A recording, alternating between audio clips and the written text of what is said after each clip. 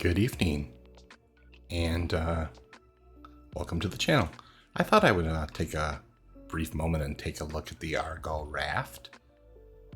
As you know, I do a lot of industrial things here on Star Citizen, and the Argo Raft is kind of right up my alley. Now, I will preface this by stating I really enjoy my mole. I know that there's some questions from some people about why there isn't really large rocks that would require the mole, and I think those are all fair criticisms. And I think that there's going to be some fair criticisms about the Argo Raft as well. That being said, I just want to state aesthetically, this thing looks fantastic. I mean, I think they did a really good job. Of course, you have the traditional orange Argo color, and it is a beaut. It's a very pretty piece of industrial equipment. So with that being said, I'll do just a little bit of a run around, and then we'll just kind of go through it a little bit, and then I'll launch it off the pad and we'll take a look at it, doing a little bit of flight and just chat about it a little bit. So yeah, let's go ahead and do that.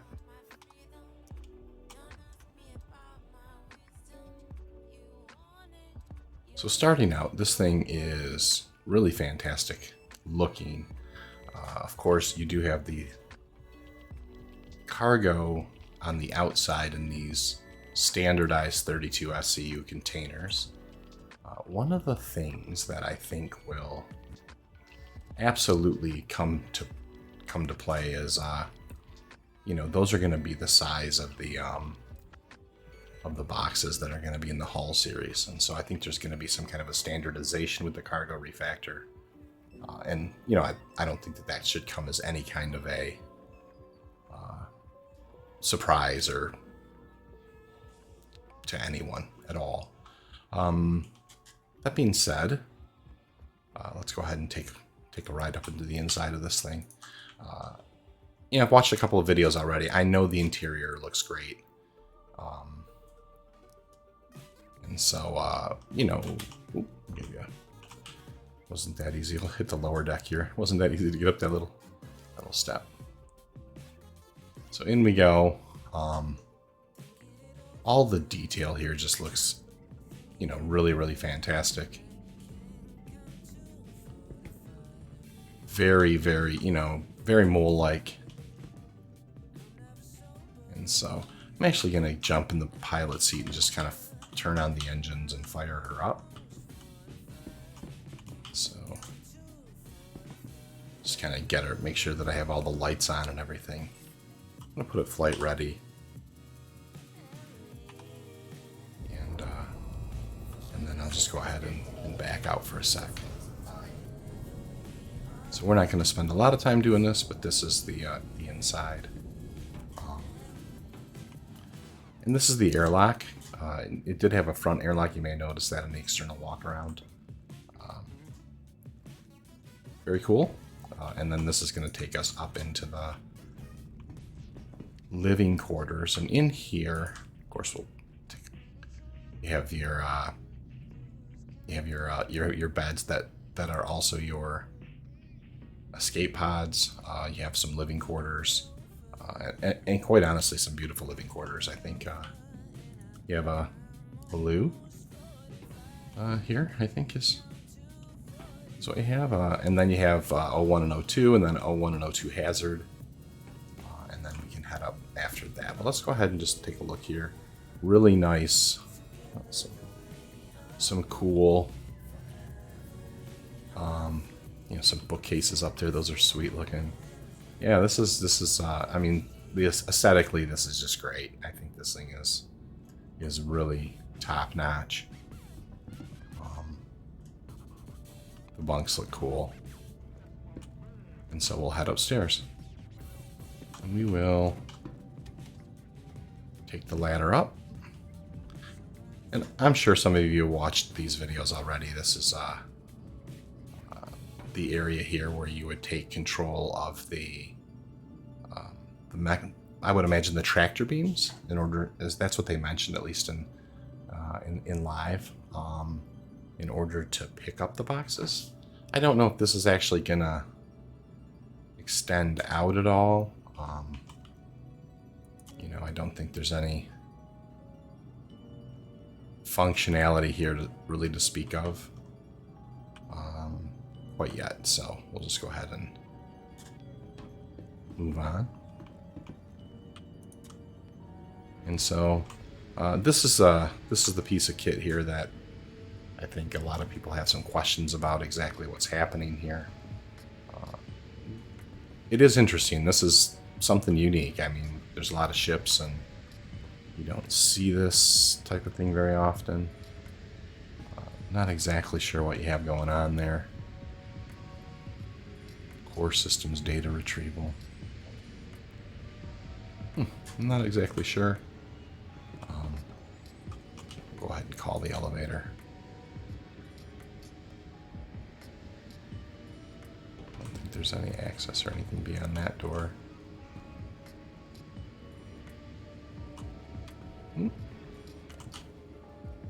we'll hit the lower deck again, and we'll take off and do a little bit of flight with it.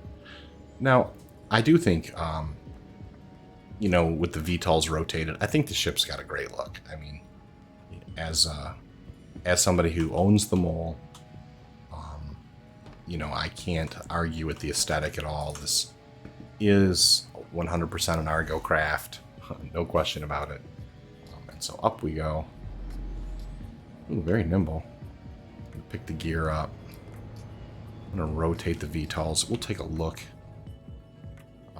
as we pull away from the station.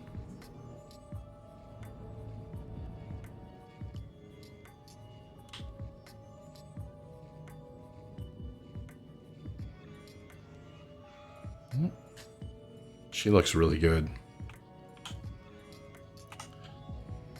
You know, I think the big controversy is that it doesn't, you know, I think people were expecting some more functionality, and I don't think that's unreasonable at all. And, you know, the one thing that comes to mind is with it hauling 96 SCU of cargo, there's a lot of ships in that category. You have the Constellation series, not the Taurus. I own the Taurus. That one's got, you know, the bigger, it doesn't have the snub, but it has much more cargo space. But you have the Andromeda, you know, some very capable craft, you know, around that. The MSR is 96. So there's definitely some ships that have the same amount of cargo as this. The one thing I think that may come to fruition, and I don't know. I don't know at all. But one thing I'm going to go ahead and just speculate about is the fact that it doesn't have the internal cargo. So if there is this situation where cargo has to be loaded onto the ship and loaded off, that's where this ship may have an advantage over some other ships. Now, there's some disadvantages to that as well. There's give and takes for all those decisions. You know, your cargo is exposed, it could be hit, you know, the cargo could be damaged, it's not as safe.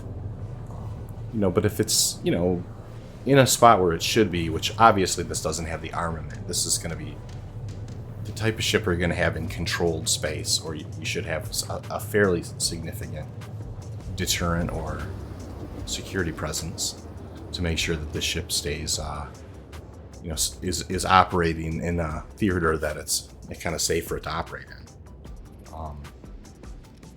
Certainly the freelancers and those types of things are going to be a little more kitted out to, you know, more hostile environments, that type of thing.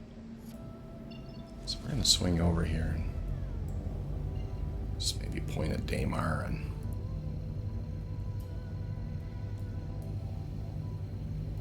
and one thing, you know, that they haven't also talked about, which is too much.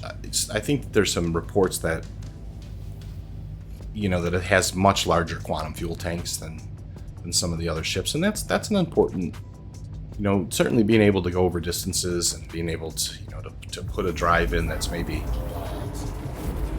you know, that sips quantum, and it has, you know, more wiggle room to haul this much stuff. That's an important thing to.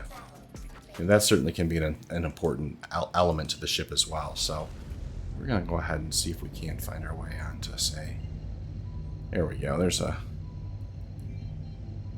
It seems like a proper place to take it, like a mining place. And we're just gonna go ahead and see if we can't spool up these quantum drives and maybe fly it and land it on Daymar and just get out and walk around at one time.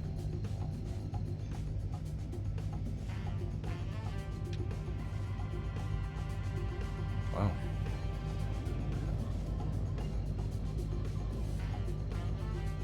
Well, third time's a charm? I guess it is. So, you know, this is 100% an Argo ship. I mean, it's definitely that. It really does seem like there could be some more functionality for it that maybe hasn't been realized, but that's all theoretical. And I don't know that it's necessarily healthy to, you know, it may not necessarily be healthy to self-indulge in that capacity.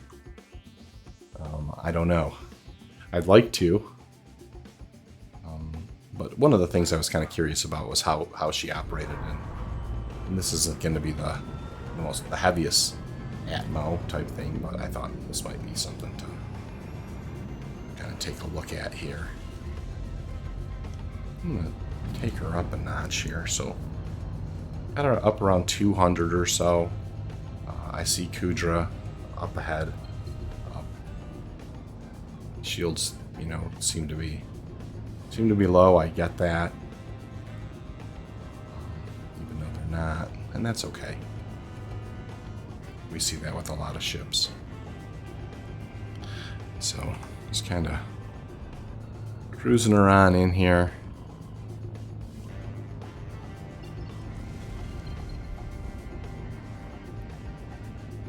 And, you know, she kind of handles how you'd expect. She's kind of a boat. I mean, the mole is not pretty. She certainly doesn't fly like an arrow, and neither does this beast here. So, I think they really could have. I think they might have. I really think they priced this very fairly. I don't think the price is altogether too bad. I definitely understand with the Hull A, or pardon me, the Hull B at around $90. I definitely understand the argument, but I don't think it's priced too bad if you certainly like the aesthetic, and maybe you do, and I do. I mean, I really do like the aesthetic. It's not going to justify. I don't like the aesthetic enough to justify paying more, you know, or actually buying one of these things. That's not in the cards for me at that price point, especially when I already own the Taurus and it has 174 SCU internal cargo space. And it's, you know, so I can haul just as much cargo in a safer situation with a lot more,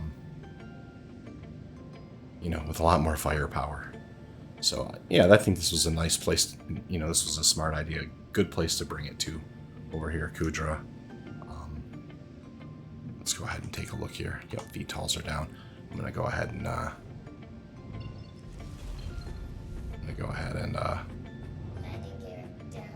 pop the gear down, and we're just going to kind of sneak on in here.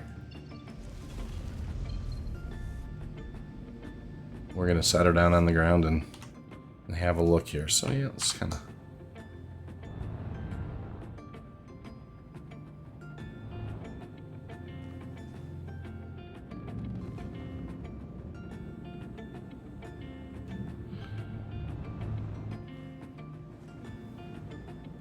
You know, so some of the snatch and grab operations, you know, that might be really a thing that these things are a little more handy at, you know, without having to load everything up into the, but it felt real smooth when she went down. Those are real stable.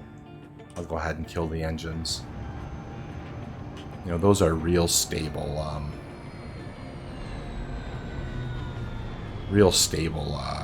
landing gear. This is a great looking ship. I mean, I'm not gonna knock the aesthetic. CIG is really knocking it out of the ballpark with the way these ships look. And so I could certainly understand. If you're an industrial player, and this thing has, it's not like as wildly priced where you would be out a ton of money. And I think all of the arguments are valid that there's other choices. But I do like variety, and I think that I do think aesthetically, this really is just right up my alley. I'm gonna go ahead and lower deck that and let it head up. And so here we are into the beautiful bright lights of Daymar, and this is where we're gonna kind of finish up our video for today. And this is going to be the Argo Raft, everybody. This is a beautiful ship, an Argo ship, a new ship, straight to flyable. 125, I think. And you can just go to this website and look at all the particulars. But the real hinging point is going to be back here. Is this gameplay? Is there going to be some advantage? And that's really what it's going to all boil down to, this area of the ship right here. Is there going to be some advantage to this thing being able to use these tractor beams and snatch these things up fast or not? That's what it's all going to boil down to. If for some reason this is not any quicker to load up than a different craft, then it better have a real big quantum drive. Fuel better have a lot of quantum fuel or some other real big reason for it to be a big seller. And of course, maybe there will be some future functionality. Like I said, that could be a touch self-indulgent. But anyways, thanks everybody for your time. I hope that you enjoyed this little chit chat about the Argo Raft. I really do like the ship. I think it looks great. As an Argo fanboy, I guess it's just nice to have more stuff like this that's Argo in the game. It looks beautiful. And Star Citizen's on the march in that regard. So everybody have a lovely evening, and I will see you all around the verse.